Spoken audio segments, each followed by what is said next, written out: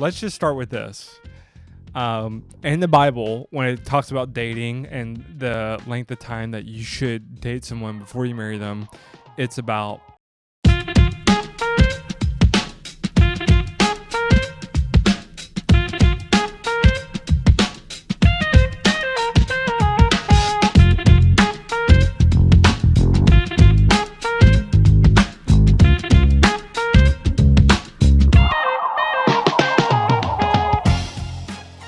What's up, fam? Hey guys, It's how's it JJ going? and Kate, if you didn't know, that's my name. and usually Kate leads on that, but I thought I would take it today.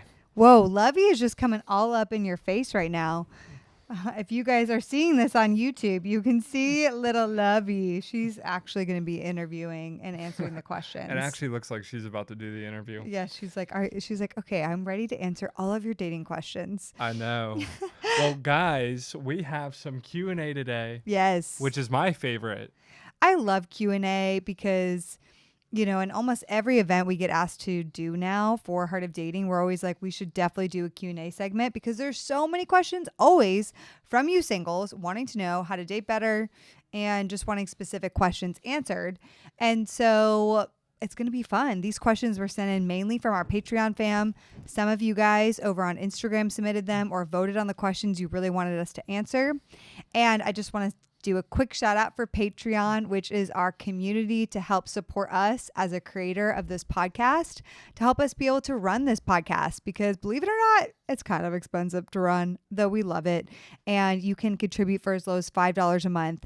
And this episode, if you're listening to it on the live feed, will cut off. But if you want to hear the rest of all the Q&A, just join Patreon for $5 a month. You can go to patreon.com/heartofdating. We'd love to see you in the Patreon fam. Okay, babe, let's kick off this Q&A, shall we? Let's do it. Okay, here's the first question. How do I hold the relationship with an open hand to what God may want for it, balancing optimism and the fear of rejection, especially in the seriously dating phase? So I'm going to say especially in the relationship phase. Do you want me to start? Or? Yeah, totally. Okay. I will say, you know, so if you guys don't know, we break down dating into a few different stages. We break it single, dating, relationship, engaged, married, meaning that the dating stage is the time to get to know someone, mainly on a friendship level, but to see if you are romantically interested in them enough that you want to pursue a serious relationship with them. The relationship is the time to see if you want to pursue engagement and a future life with them. So it means that in the dating phase, you don't have to think all about marriage, okay, which is great. Now, this person is asking, how do you hold an open hand when you are in that serious relationship committed stage? Because at the end of the day, you know, dating is risky and being in a relationship is risky. There's no guarantee. Even with you, when you have the title of boyfriend, girlfriend, there's no guarantee you're going to end up with that person, right? And unless you strap them down and you make them marry you, I guess, I don't know. But there's no guarantee. And so that can be really challenging. And especially for those that might be like me that struggle with anxious attachment, you know, I actually worked through a lot of my anxious attachment. So in the beginning dating phase with JJ, I didn't lean anxious very much. And I had really worked on that because in previous dating situations, I did lean anxious. But in our relationship, the commitment, especially around that 6-month mark, I started feeling the anxiety flare up, fearing like I'm really getting close to him. I'm really falling in love with him. I really can see a future with him. And is he going to leave me? Is this going to end? And that is a really hard thing for people, especially if you have fears of abandonment, or especially if you have an attachment style that mainly leans anxious, okay? And so, JJ, do you want to speak to any of that from your side of how you dealt with it, being with somebody like me who was leaning anxious? Now, I'm actually curious about your response because, there's you have your life as, maybe anxious, avoidant, whatever it might be, and I can talk about how to support someone who has that attachment style, but Maybe anxious or ambivalent even. right. Yeah. But I would first say, like, you can't talk about supporting somebody else until you know how you're rolling. And this question is so interesting for me because I know it's like, it feels unrealistic to say, but balancing optimism and the fear of rejection, I just think, like, man, my mind goes to the, like, daredevils of, like, the 70s who are, like, on this tightrope 10,000 feet up, and they are on, like, a unicycle with, like, this giant beam, in their hands, and they're like, what a balancing act for a human to have to do. Balancing those two things. And what I would say is actually impossible.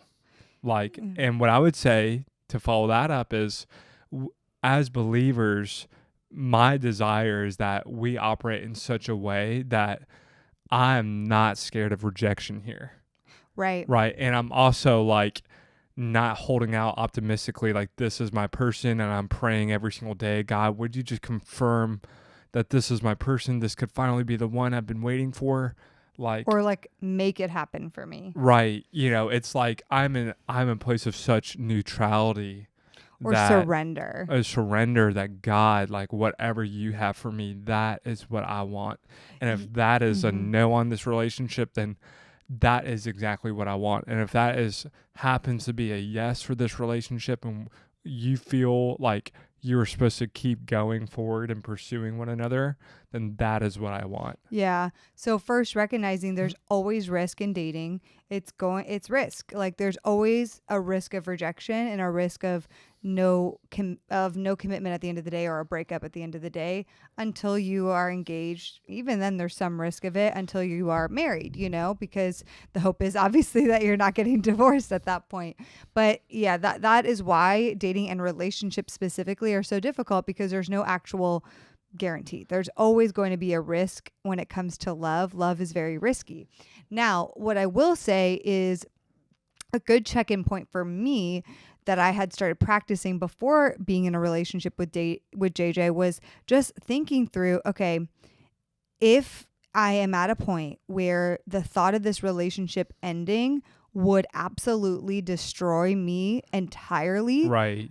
That is, I'm getting to a bad place. I'm getting to an unhealthy attachment of this relationship. Right. And there is a difference between, hear me say this, not that I wouldn't be heartbroken or have to grieve, because it would be very sad and devastating. But there's a difference between grieving something hard and being devastated, like your identity is shattered. You're questioning everything about yourself and God. There's a very big difference between I'm grieving because I'm sad and this deeply hurts, and there's beauty to actually that grief process, and it should be processed, versus oh my gosh, if this person ended things with me today, I don't know what I would do. I don't even know who I would be.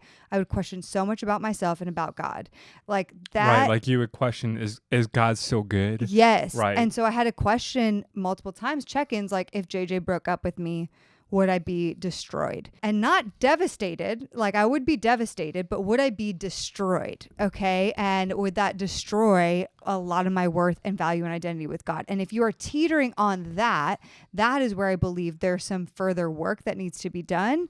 And ideally, this work is even done before you're in a relationship. Like, hey, I know that rejection's always possible, so I'm going to continue to have check-ins with myself, as knowing, especially if you're anxious attachment leaning, I'm going to keep checking in with myself. Like, okay, taking it one day at a time. I can be hopeful, but I'm not going to put my hope fully in this relationship working out. My hope is still in God, and that God is good no matter what happens here. Whew.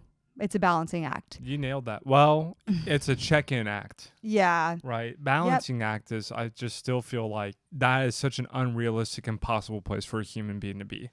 I believe it's possible, though, to an extent, because you can still hold on hope. But if your hope becomes almost an idol, then that's where it becomes, hey, you will be destroyed if this happens. Yeah, it can be like a wish or a desire. Yes. But I mean, even then, hope, like, I'm a little bit more like reserved in that sense. Yeah. Than, well, you're less of a hopeless romantic than me. But okay, let's go to the next question. I'm like, my hope comes from the Lord. When you say it is wise to wait a year before engagement, do you mean a year from a first date, or a year from from when you go from dating to a relationship? That's a good tactical question. Very tactical. This person is definitely a planner, a type A person. Really, really specific. Right. So let's just start with this. In the Bible, when it talks about dating and the length of time that you should date someone before you marry them, it's about... There's nothing. Literally, there is nothing in the Bible about this. So all that to say is, like, for all the skeptics out there or people who like to push back, like, we know, like, this is prescriptive. Yeah. This is technically made up.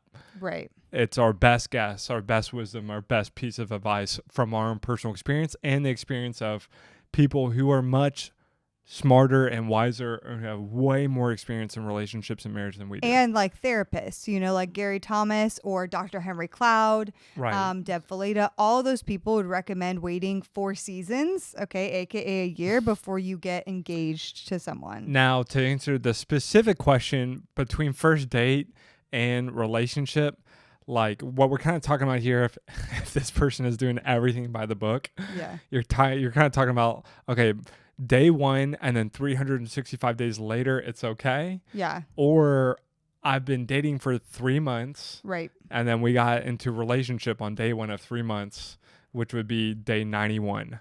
So, and then 365 days from day 91, I can officially ask them for engagement. 457? Yeah, something 56? Like that. So here's the thing, okay? JJ and I actually got engaged a year after from when we first met, okay? So that's just like a little snippet into our history. Technically the first date, yeah. From the first date, yeah, first date. Like, right. Yeah. So that was our timeline. So it wasn't we didn't get engaged after, 457 days into knowing each other. We got engaged 365 days after we met one another. And I just think it's a good gauge to see a person through time. Now some variables of this, if you were dating those first 3 months and you didn't get to like really know you didn't really get to know friendships, things are slower. I would say give things a little bit more time. But some other people, they live in close proximity. They're seeing each other's friendships. They're getting counsel from wise people around them. They're meeting family. And then if you have confirmation by the end of the 365 days from knowing that person, then I would say, hey, yeah, if there's like those 3 layers of peace, which we always talk about, the triangle of peace, then yeah, that sounds pretty good. There's not hey, hard and fast, date for 90 days and then wait 1 more year. That's great if you want to do that. But we just mean at least know the person and see them in a context of dating and relationship for at least a year, ideally, before getting into engagement. Which is a good segue for the next question, which is what are some things a couple should be doing or talking about in the 6 to 12 month mark to be preparing for engagement?